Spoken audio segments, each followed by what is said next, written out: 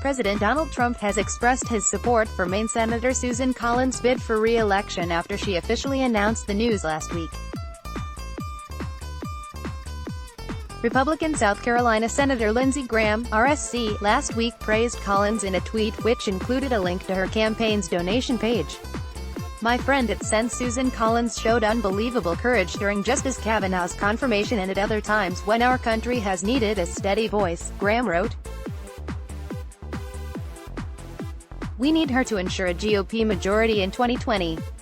Please support her today," he added. On Monday, Trump responded to Graham's tweet, writing, "I agree 100%. Collins refused to vote for Trump when he ran for president in 2016, denouncing him for mocking the vulnerable and attacking ethnic and religious minorities. She instead wrote in House Speaker Paul Ryan. She also voted to block Trump's repeal of the Affordable Care Act in 2017, has been outspoken on occasion about her dislike for Trump's prolific Twitter activity, and criticized his decision to withdraw troops from Syria. However, it appears as though the president isn't holding any grudges."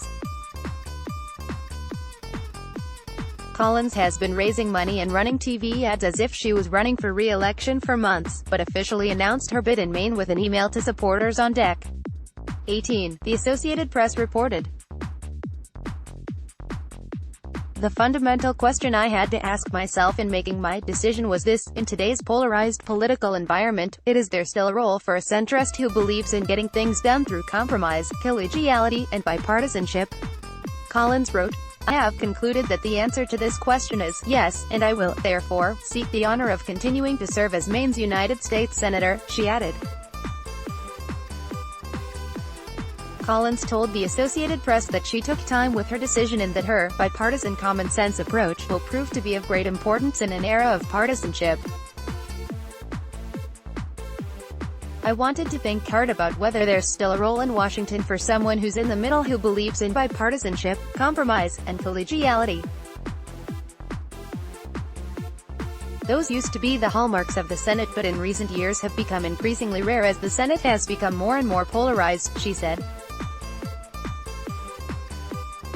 Collins also said her seniority in the Senate can help Maine and that if she were to be re-elected, she would become chairwoman or ranking Republican of the powerful Appropriations Committee in 2023. "The last time a Maine senator led the committee was in the 1930s, she noted. However, her campaign for a fifth term is not expected to be an easy one, and is projected to be the most expensive political race in the history of Maine, a state with a history of political independence that is currently clashing with rising polarization and partisanship."